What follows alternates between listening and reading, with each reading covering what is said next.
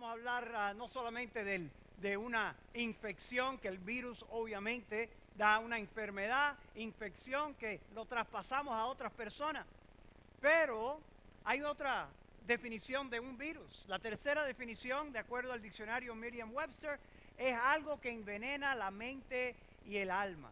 No solamente hay virus del cuerpo, nos sentimos mal, empezamos a tener ahí, tú sabes, moco y nos duele el cuerpo y todo tipo de cosas, nos salen lágrimas, pero hay virus espirituales también que nos afectan espiritualmente, que nos pone débil, que no nos deja a vivir la vida cristiana como Dios desea. La vida en libertad, la vida cristiana gozando del amor de Dios, viviendo en amor, gozo, paz y viviendo cerca de nuestro Señor Jesús. Así que hoy vamos a mirar a Colosenses 2. Hemos estado explorando el libro de Colosenses ya varias semanas y hoy hemos llegado a un punto en Colosenses capítulo 2 donde Pablo habla de virus espiritual. Él no lo llama un virus espiritual, pero cuando usted mire bien lo que vamos a hablar, va a entender cómo estas falsas enseñanzas, falsas doctrinas pueden destruir la vida de una persona, desviarla de Jesucristo. Vamos a orar y vamos a seguir entonces. Señor, te queremos pedir en esta tarde, primero, Señor, que tú nos des de tu gracia en nuestro corazón. Señor, llénanos de tu mente, llénanos de tu amor, ayúdanos a entender, ayúdanos a ser discípulos que disciernen tu palabra, Señor, para poder siempre estar cerca de nuestro Señor Jesús. Señor, bendícenos, abre nuestro entendimiento y el corazón, en el nombre de Cristo. Amén. Así que Colosenses 2:16 al 23 dice así: por lo tanto, no permitan que nadie les condene por lo que comen o beben, o porque no celebran ciertos días santos, ni ceremonias por luna nueva, ni los días de descanso. Esto eran reglas judías. Pues esas reglas son solo sombras de la realidad que vendrá. Y Cristo mismo es esa realidad.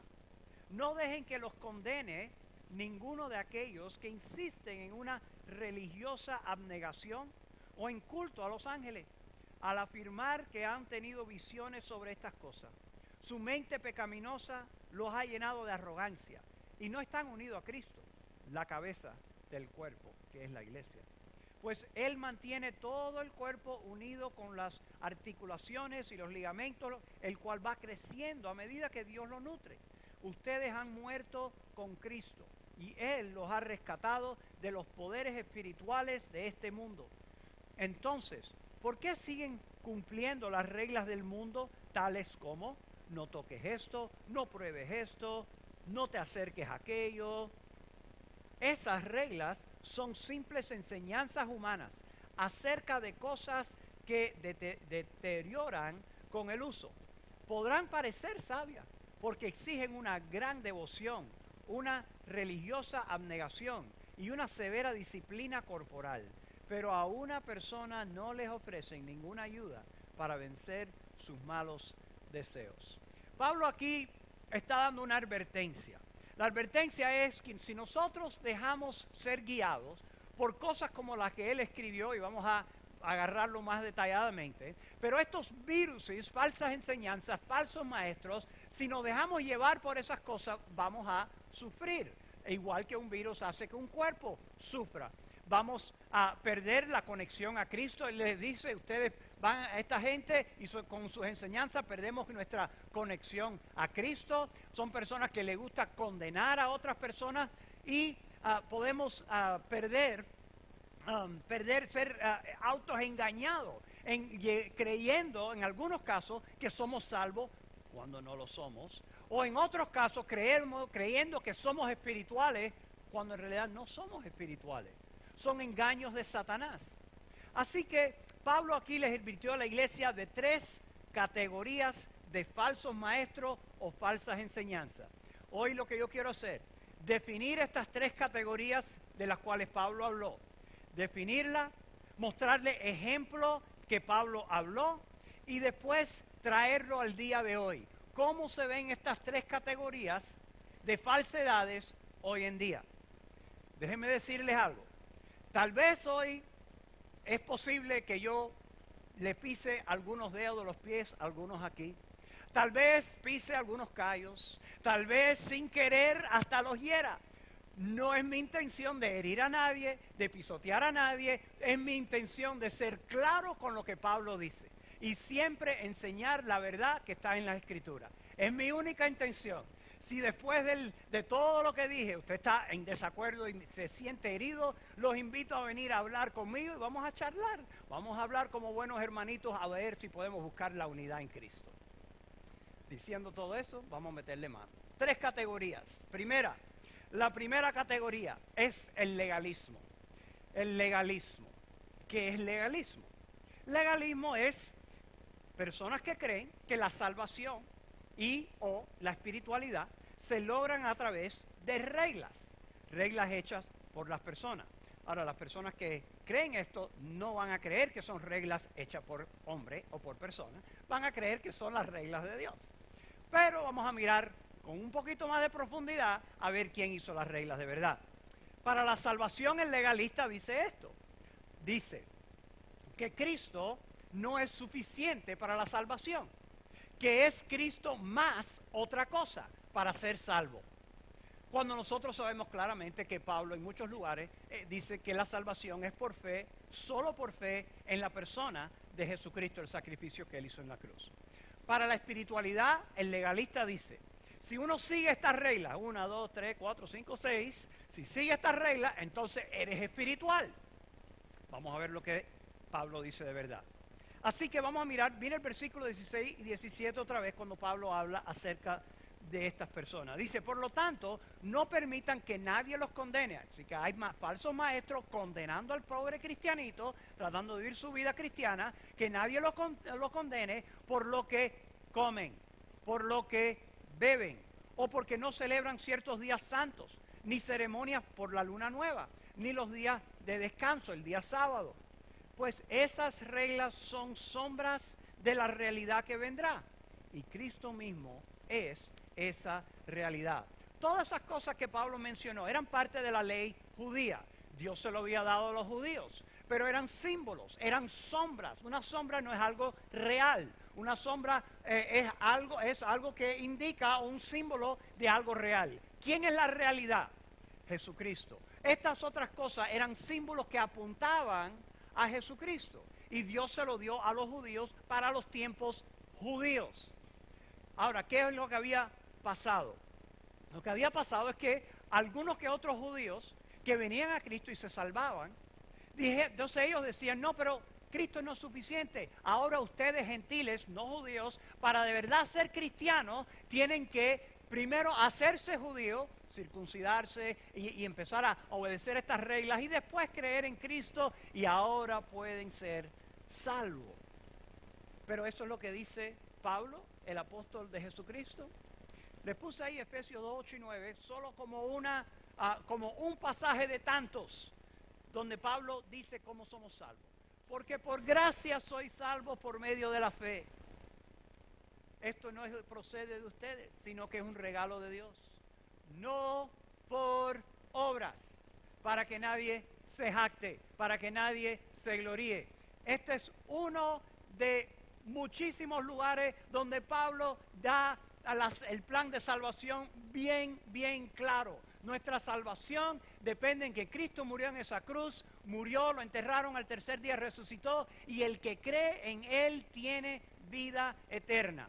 Si quieren más seguridad, léanse Romanos 3, léanse el libro de Gálatas completo y léanse el Evangelio de Juan completico, para que entiendan que nuestra salvación depende solo en fe en Cristo Jesús y más nadie, y no hay que añadirle nada. Pero esta gente que estaban en Colosa y parece que en casi todas las iglesias se colaban algunas de esta gente y le decían a los hermanos, no, qué bueno que confiaste en Cristo, brother, qué bueno, pero ahora tienes que circuncidarte. Sacaban el bisturí y dale, no, pero había que circuncidarse, tienes que guardar el sábado, tienes que hacer esto y esto y esto. Y claro, esos cristianitos estaban azorados, porque estos son los judíos, el pueblo de Dios, tal vez saben más que yo. Y Pablo tenía que venir y atacar esa doctrina falsa para que los hermanos vivan en la libertad en Cristo que deben tener. Así que la salvación es por medio de Cristo, por fe, solo por fe y solo en Cristo Jesús. Ahora, vamos a ir a la espiritualidad. Los legalistas decían, bueno, qué bueno que eres salvo, salvación por fe, pero ahora para ser espiritual tienes que seguir estas reglas. Ahora nosotros sabemos que Dios tiene mandamientos, están en la Biblia. Normalmente este legalismo espiritual tiene que ver con reglas fuera de lo que Dios ha dicho. Por ejemplo, yo le voy a dar el ejemplo más simple de mi propia vida.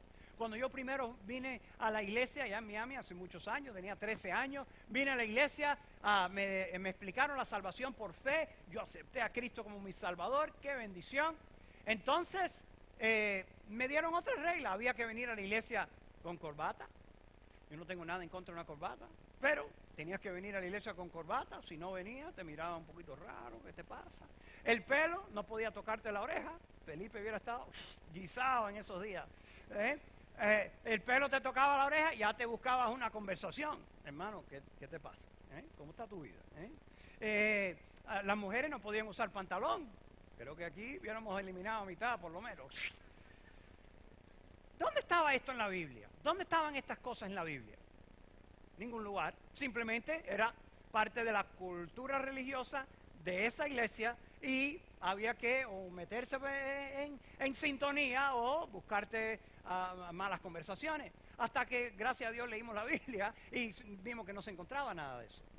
Así que el legalista siempre está buscando por cosas exteriores para determinar si eres espiritual o no. Ahora, déjame decir una cosa más. La espiritualidad de nuestra vida no está basado tampoco en algunas cosas que sí encontramos en la Biblia. Por ejemplo, la espiritualidad no está basada en cuántas veces tienes tu devocional a la semana. Si leíste la Biblia 7 días a la semana o no. Yo no estoy diciendo que no leamos la Biblia. De aquí se ha predicado muchísimas veces, hay que leer la palabra y la Biblia dice que es bueno todos los días.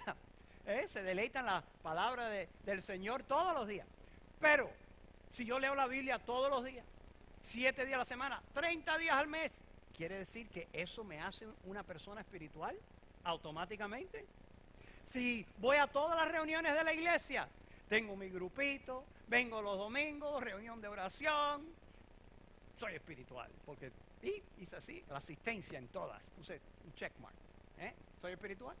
Si memorizo 50 versos en un año, 2 años del break, ¿sabes? Para las navidades, pero los otros 50 memoricé versículos, ahora sí que soy espiritual, ¿verdad? Porque tengo 50 versículos en el coco.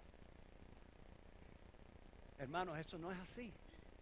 La evidencia, la verdadera espiritualidad está basada en la evidencia de la llenura del Espíritu Santo. La evidencia de la llenura del Espíritu Santo. Se lo voy a comprobar. Gálatas capítulo 5.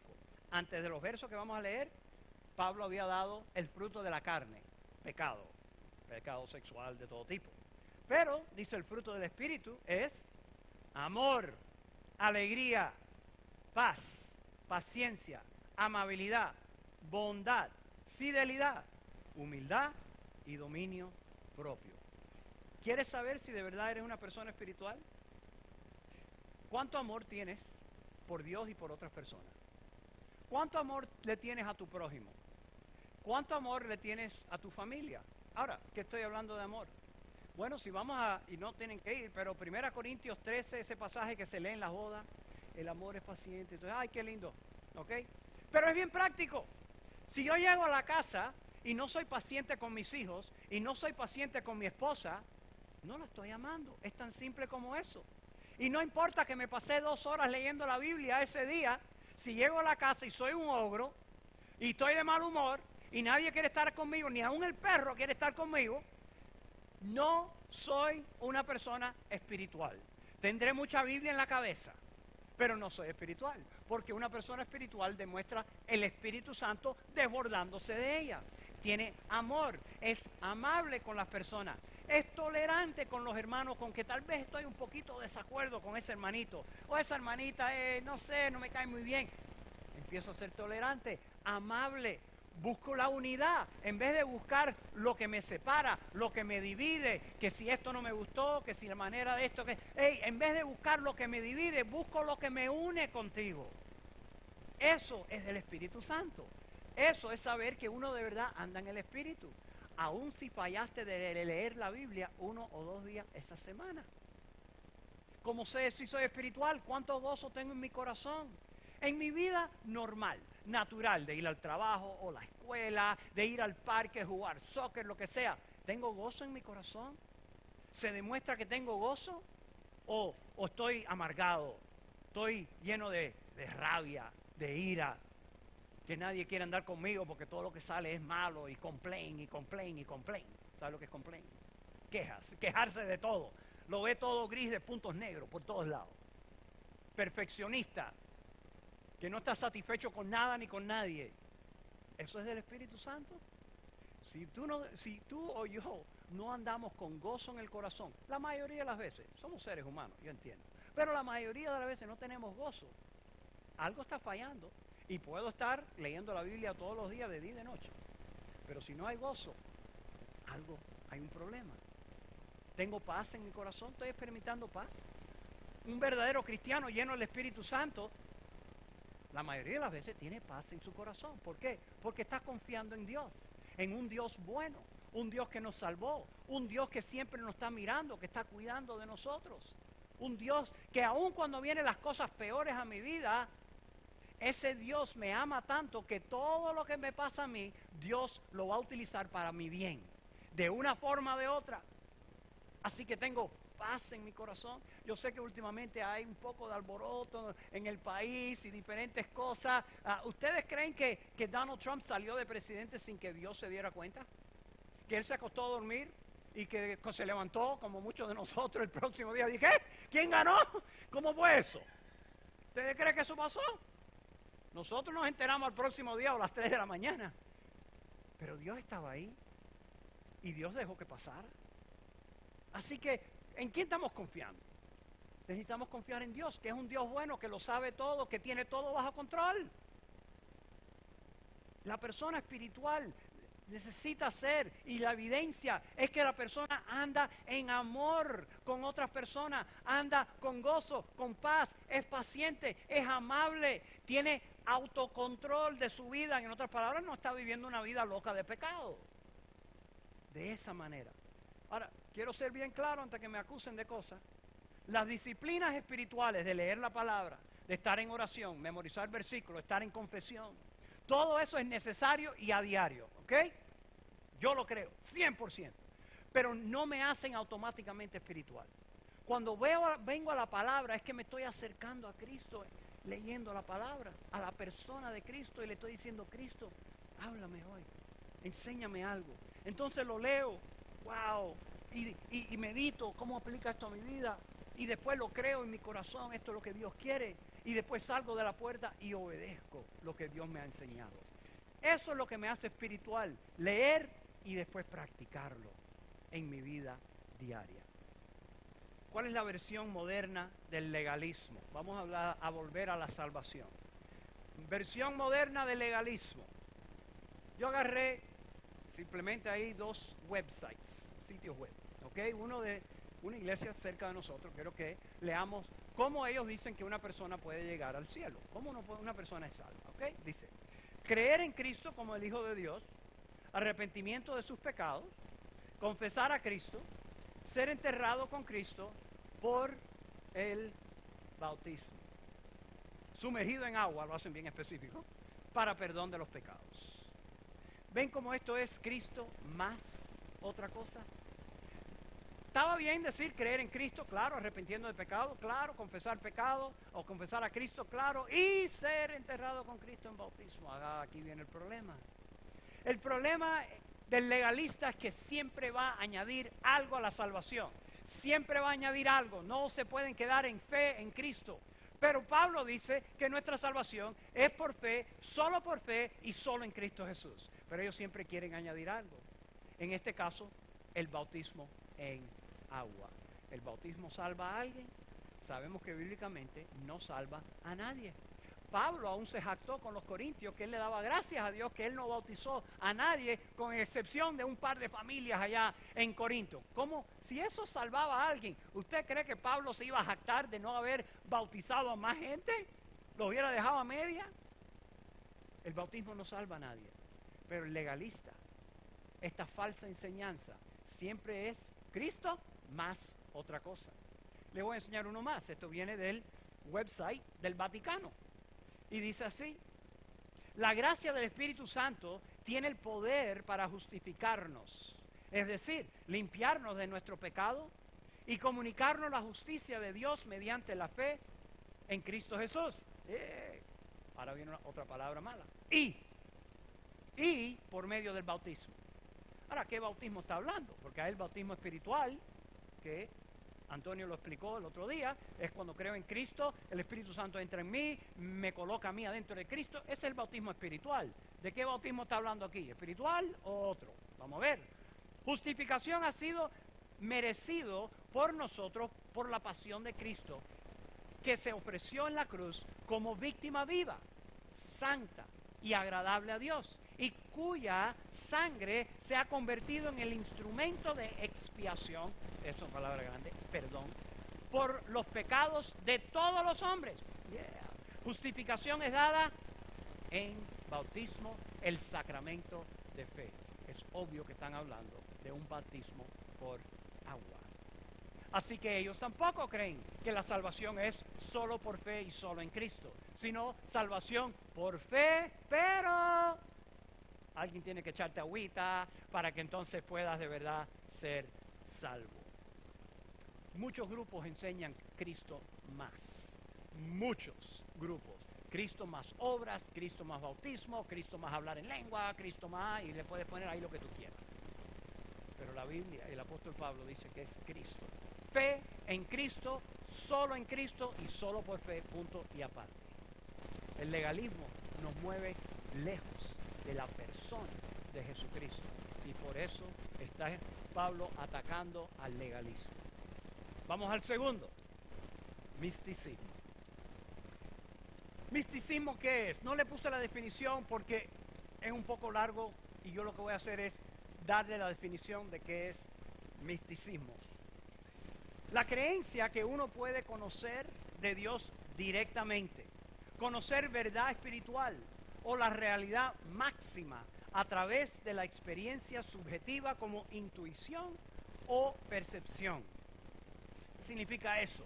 Que uno puede conocer de Dios directo por experiencias, por sentimiento, cómo uno se siente y cosas así. Voy a seguir con la definición. Es buscar experiencias espirituales más profundas. El místico quiere buscar a Dios y conocer a Dios por experiencias profundas. Nosotros diríamos: yo quiero conocer más a Dios. Hermano, métete en la palabra, lee más, estudia más. Pero esta gente es más: no, pero es que quiero tener una experiencia. Otra definición es la creencia que realidades espirituales se pueden obtener aparte de el intelecto humano y sentidos naturales. En otras palabras, que Dios, yo voy a conocer a Dios aparte de mi raciocinio, aparte de estar, por ejemplo, estudiando la palabra de Dios, algo razonable, algo que todos podemos leer y discutir. No, esto es aparte. Último, busca la verdad internamente, basado en sentimientos, intuición y experiencias, en vez de información objetiva y observable. Resumen, los místicos miran adentro de sí mismos sus experiencias, sus sentimientos, para encontrar la verdad. ¿Cómo encontramos a Dios? Ellos miran adentro, miran sus experiencias, que si un sueño, que si una visión, que si me caí, lo que fuera, en vez de buscar, vamos a decir, en la Biblia. Ahora, hay dos tipos de místicos. Hay el místico no cristiano, no creen en Cristo, no le importa Cristo. Esta gente están buscando sus propias verdades fuera de lo que es cristianismo normal. Yo no voy a hablar de ellos porque ya sabemos que están mal. Si rechazan a Cristo, ya están mal, no hay que hablar de ellos. Pero el misticismo se ha colado también en la iglesia. Y desde el principio de la iglesia, y voy a demostrarle que existía aún antes de Cristo. Personas que dicen creer en Cristo, pero están buscando directo conocimiento de Dios de otra forma que no sea la palabra de Dios. Quiero decir esto, ¿Dios puede hablarle a alguien? Claro que Dios puede hablarle a alguien. ¿Dios puede darle un sueño a alguien? Claro que Dios puede. Dios puede hacer lo que Dios quiera. El problema empieza cuando gente empiezan a bla, bla, bla, a hablar y empieza a contradecir Biblia y empieza a hablar cosas que uno mira la Biblia, ahí hay un problema. Mire el versículo 18 al 19, lo que dice Pablo aquí.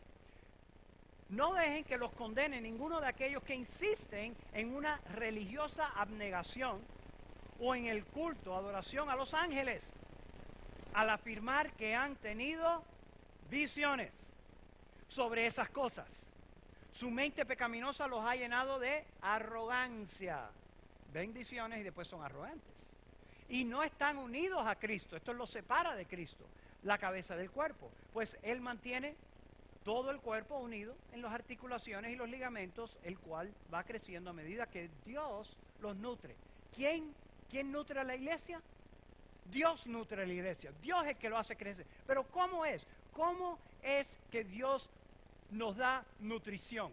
¿Cómo crece el cristiano? Vamos a ponerlo así. ¿Cómo crecemos en nuestra fe? ¿Cómo crecemos en Cristo? Mira lo que dijo Pedro, el apóstol Pedro, primera de Pedro 2, 2 al 3.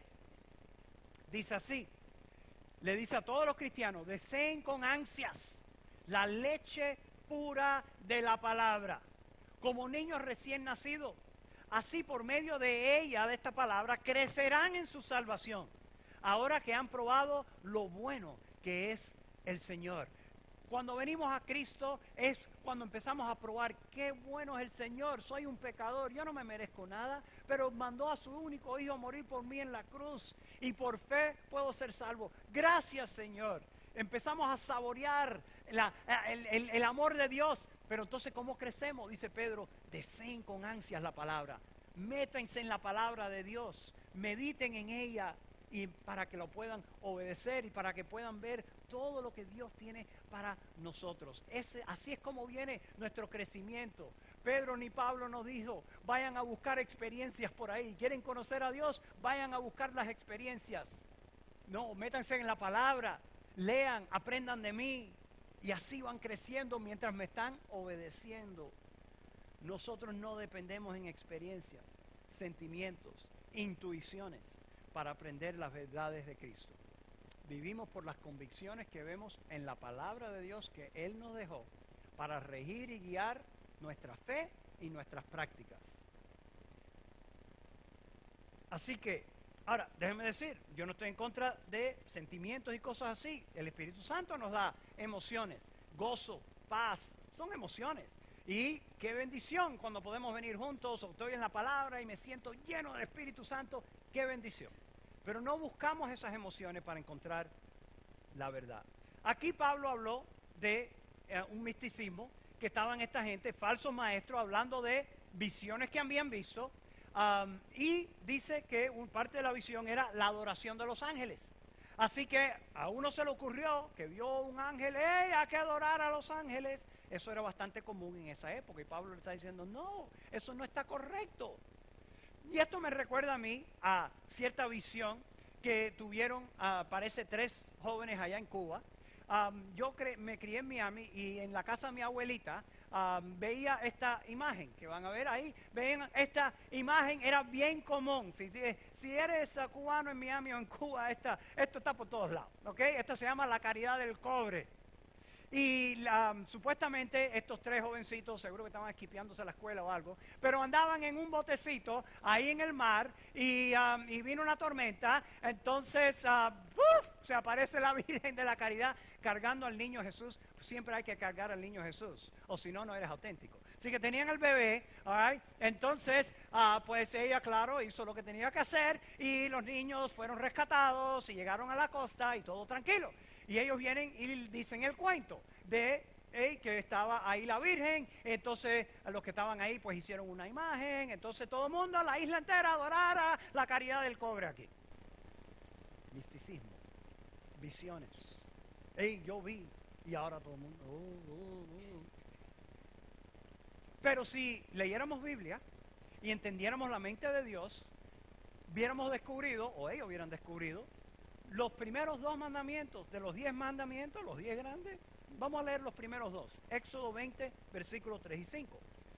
Dice así: no tengan ningún otro Dios aparte de mí. Oh, ya con esa pudiéramos haber apagado la luz en la caridad del cobre y mandarla para agua una vez más. Porque Dios no quiere ningún otro Dios al lado, enfrente, arriba, abajo. Solo hay un Dios, uno. Y no tendrás ningún otro Dios al lado de mí. Ahora vamos al versículo 4. No tengan ninguna clase de ídolo ni imagen de ninguna cosa que está en los cielos, en la tierra o en el mar o aquí arriba del mar, lo que sea. No te inclines ante ellos ni les rindas culto, porque yo, el Señor tu Dios, soy Dios celoso, quien no tolerará que entregues tu corazón a otros dioses.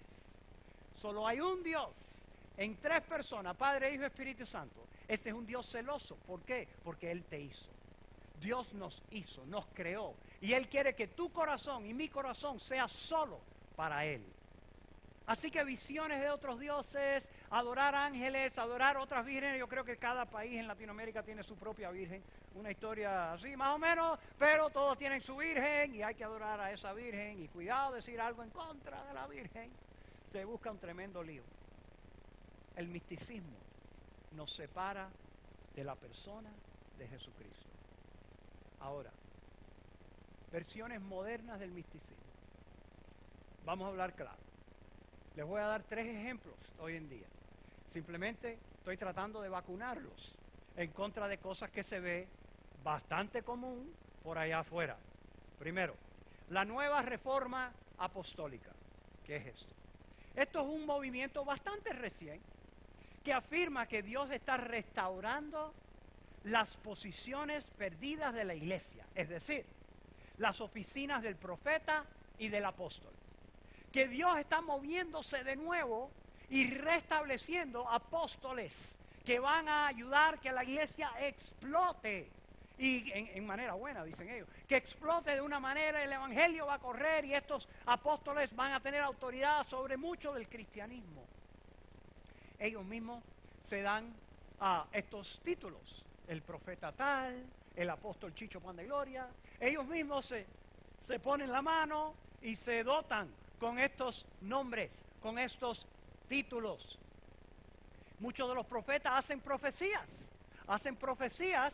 que, de acuerdo a ellos y a los que los siguen, cuando ellos dicen algo, es la palabra de Dios.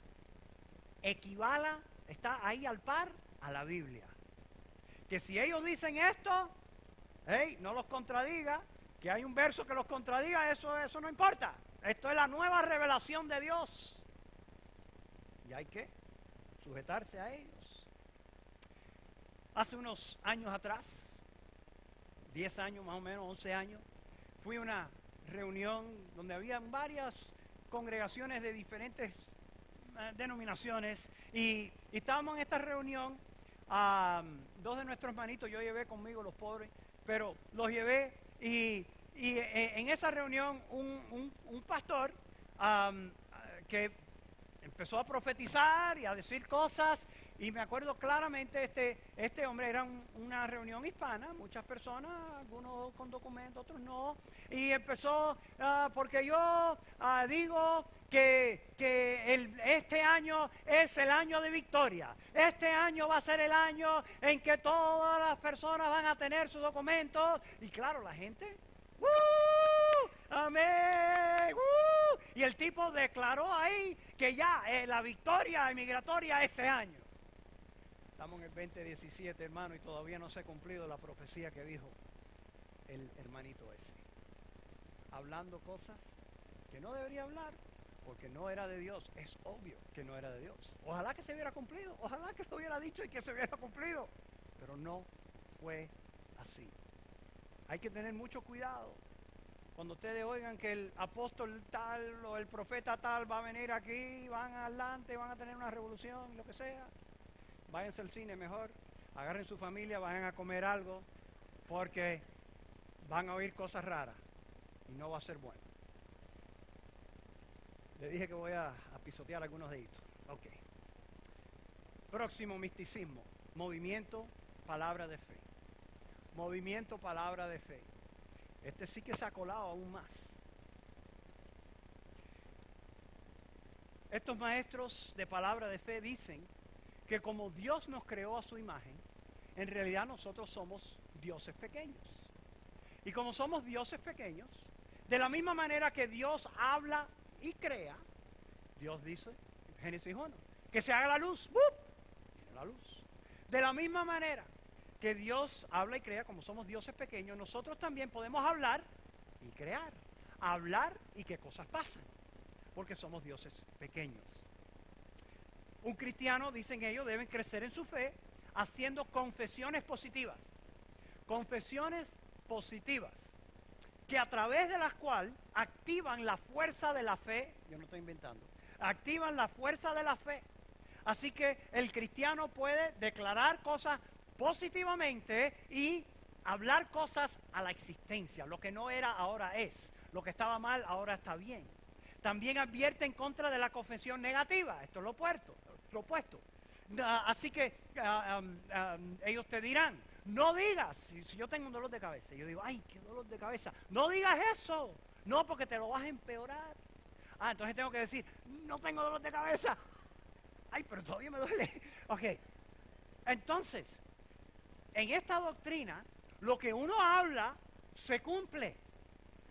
Yo estoy completamente a favor de ser personas positivas, porque una persona positiva es una persona de fe. Pero estoy en contra de la creencia que yo me puedo poner como Dios y empezar a declarar y a decir y hacer lo que yo quiera porque yo tengo el poder, porque yo tengo autoridad para decir y hablar y decretar. No estoy a favor de eso, ni creo que Pablo lo estaba. Así que algunos de ellos, la expresión de esto, o cómo se ve esto, es en personas declarando, por ejemplo, voy a tener un picnic con mi grupo de crecimiento, veo unas nubes, tal vez se nos agüe la cosa aquí. Yo declaro que no va a llover hoy. No, yo declaro, hermano, no hay problema, vamos, que no va a llover, porque ya yo declaré que no va a llover. Yo declaro que mi hijo rebelde va a leer la Biblia todos los días, desde hoy, lo declaro, ya, lo va a leer todos los días.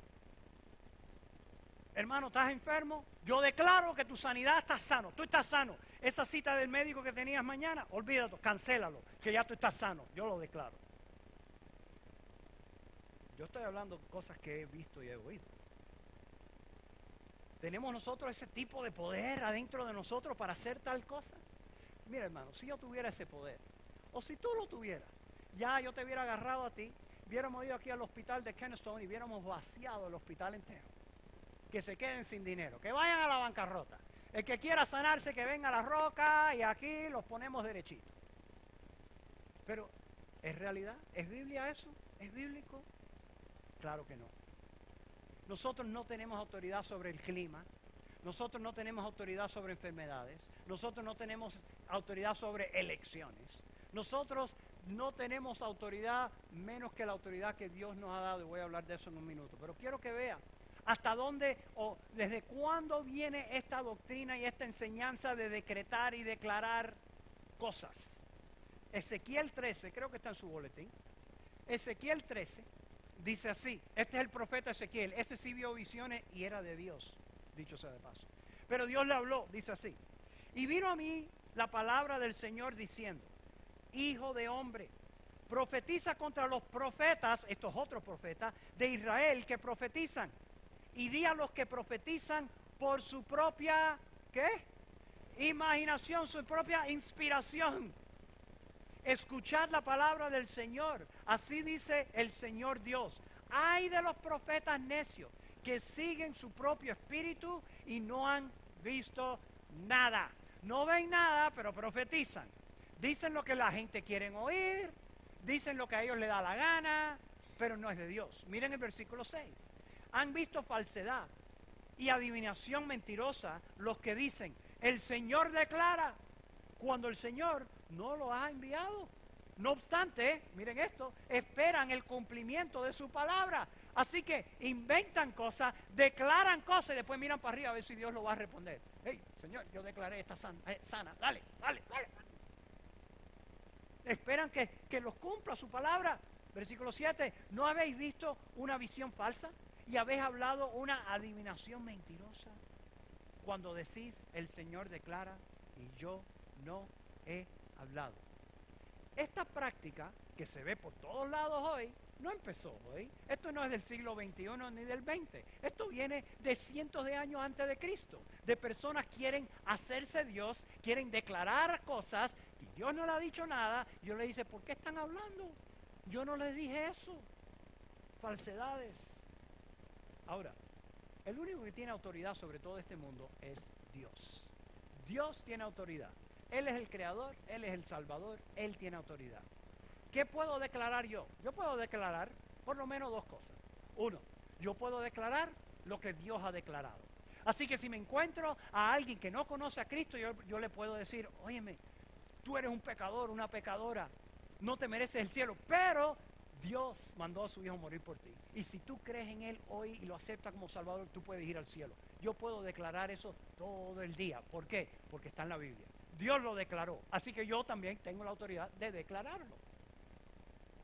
También yo puedo declarar lo que está en mi corazón, sobre lo cual yo tengo autoridad, cierta autoridad, porque es difícil hasta controlarme a mí mismo.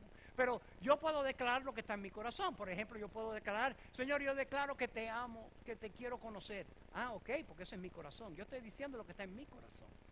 Yo puedo declarar, Señor, yo quisiera que mi hermanita aquí sea sana, que tú la sanes de su enfermedad. Ok, estoy orando, no estoy orando, estoy pidiéndole a Dios, el que tiene control, el que tiene autoridad, que Él se mueva y haga algo.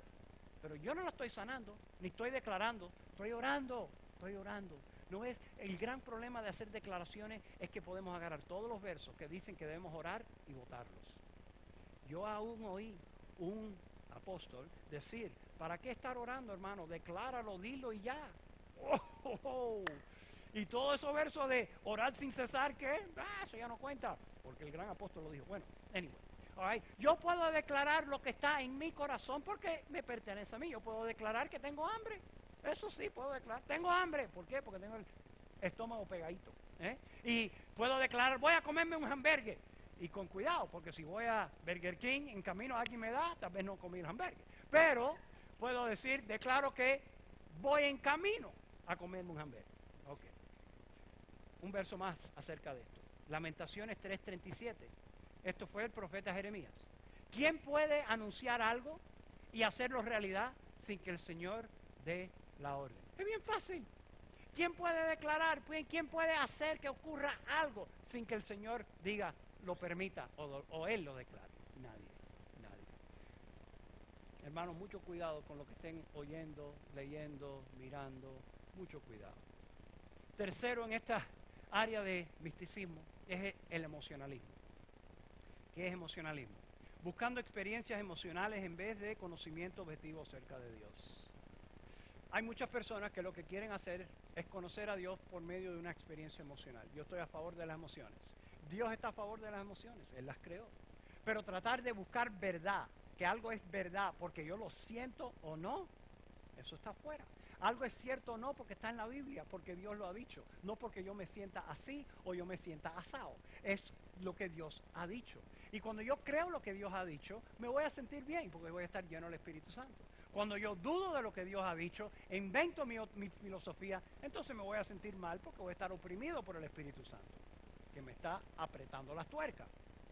Pero hay gente que van a lugares religiosos para ver si se caen.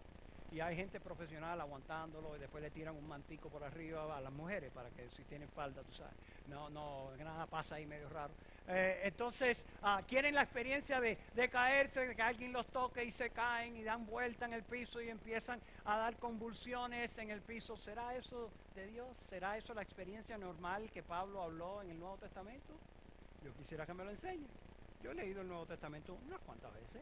Enséñeme donde eso debe ser algo normal. Ahora, que alguno que otro Dios los toca y sí, y en algunas, no entra en muchos detalles, pero en algunos casos Dios los tocó como disciplina y empiezan a tirarse en el piso, no como una bendición.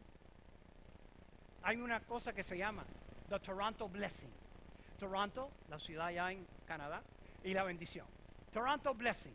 Un día vino un predicador a hablar en la iglesia Y el predicador le dijo a la gente como un día, él estaba lleno del Espíritu Santo y empezó a reírse. Una risa incontrolable. ¿Y qué hizo la congregación? Empezaron a reírse. Muchos empezaron a reírse, incontrolable también. Se caían al piso, toda la congregación. Búsquenlo en YouTube si no me creen. Toronto Blessing. Búsquenlo. Se tiraron al piso, empezaron a reírse. Dicen que algunos empezaron a ladrar como perros y que eso todo era la llenura del Espíritu Santo. Mira, Pablo en el libro de 1 Corintios nos habla acerca de cómo debemos tener reuniones en la congregación, reuniones de iglesia.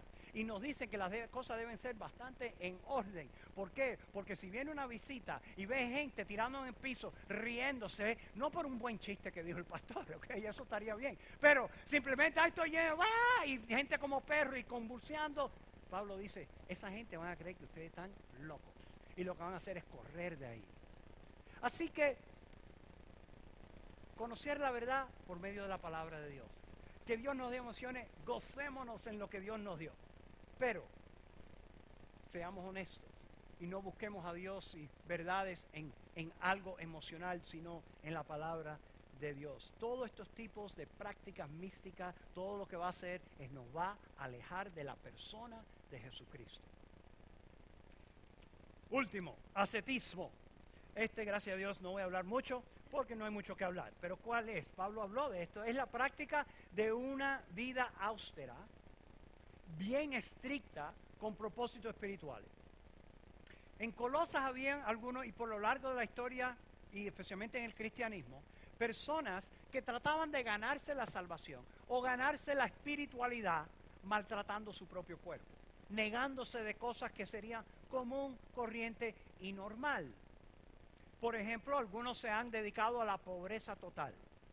Yo quiero estar cerca de Dios, así que botan todo lo que tiene, todas sus posesiones, voy a vivir en pobreza. Algunos se han ido al desierto, no quieren tener nada con la vida cómoda de la ciudad. Se van para el desierto y ahí viven una vida bastante solitaria, o si algunos otros discípulos iban para allá bien, pero tenían que vivir así estrictamente, casi con nada. Algunos hasta que querían ser, tenían esta mentalidad de ascetismo, se subían en postes, columnas, habían columnas y se paraban en las columnas expuestos a los elementos y vivían ahí. ¿Cómo sobrevivían? Cristianitos, buena gente, venían y le traían comida para que ellos puedan sobrevivir. Pero vivían así porque ellos pensaban de esa manera, de un maltrato del cuerpo, se acercaban más a Dios. Antonio nos habló de los gnósticos y estas filosofías es que andaban. Ellos decían esto: el espíritu es bueno, la carne, el cuerpo, malo. Todo lo espiritual, espíritu bueno, carne, físico, malo. Con esa doctrina los gnósticos entonces decían que Jesucristo nunca vino en cuerpo, solo en espíritu. Esa es la lógica de ellos, que está trastornada por completo. Pero esa era su lógica. Y parte de esta filosofía se coló en el cristianismo. Entonces estos hermanos, para ser espirituales, maltrataban su cuerpo para ser espirituales. Mira lo que dice versículo 20 al 23, Colosenses 2. Ustedes han muerto con Cristo y Él los ha rescatado de los poderes espirituales de este mundo. Entonces, dice Pablo, ¿por qué siguen cumpliendo las reglas del mundo tales como no toques eso, no pruebes eso, no te acerques a aquellos? No es reglas de hombre. Esas reglas son simples enseñanzas humanas acerca de las cosas que se deterioran con el uso. Podrán parecer sabias. Fíjense lo dice Pablo, parece sabio. Cuando uno ve a una persona así que se está maltratando para ser espiritual, uno tal vez dice, wow, qué espiritual.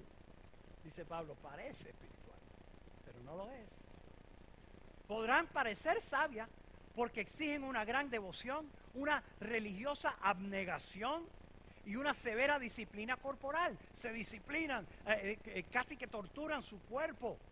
Pero a una persona no les ofrece ninguna ayuda para vencer sus malos deseos. En otras palabras, es inútil.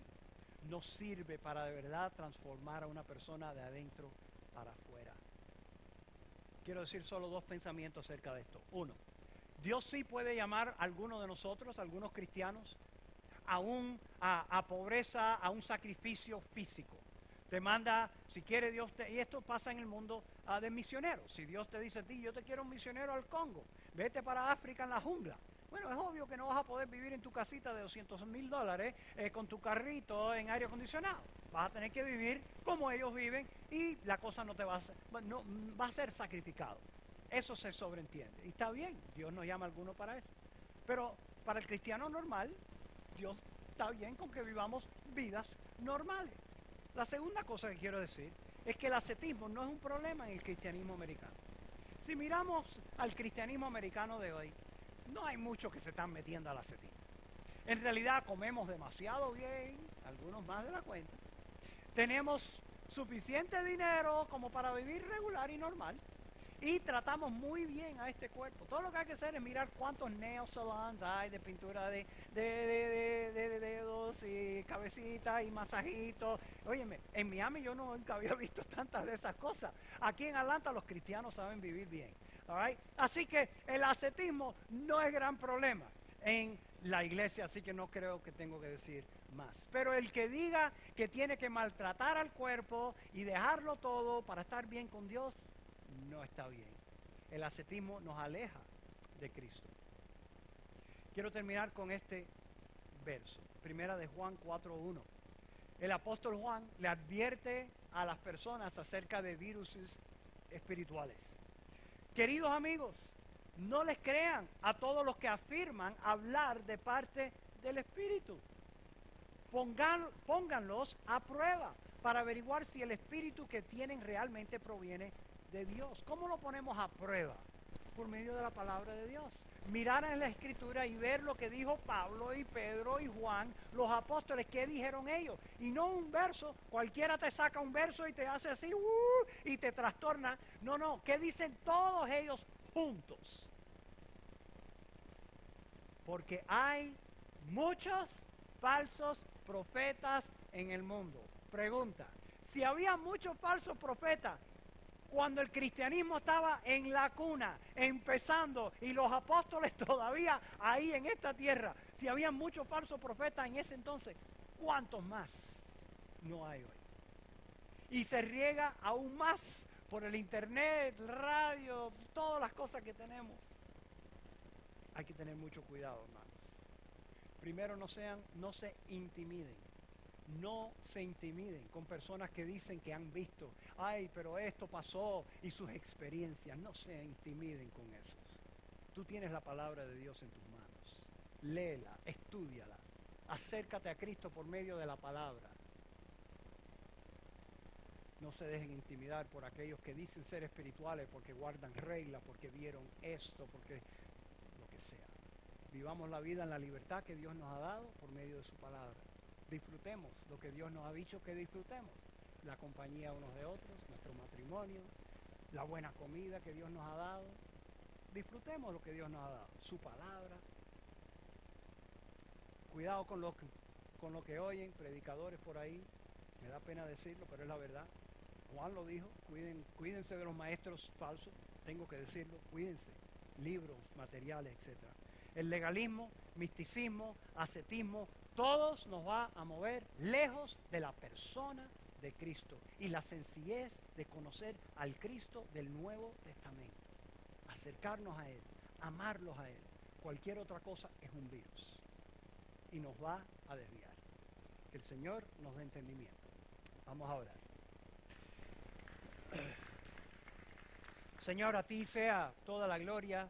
En ti dependemos, Señor. Señor, de verdad yo te pido por mi corazón. Te pido por el corazón de cada hermano aquí. Te pido que nos enamoremos de ti, de tal forma que podamos distinguir entre lo bueno y lo malo.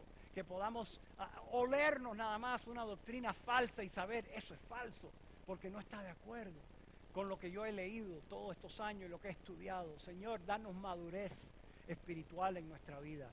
Danos profundidad, Señor, profundidad de conocimiento y de lo práctico de vivir la vida que tú deseas. Ayúdanos, Señor. Ayúdanos a estar en el Espíritu Santo, con el amor de Cristo brotando de nosotros, Señor. Con el gozo del Señor llenando nuestros huesos.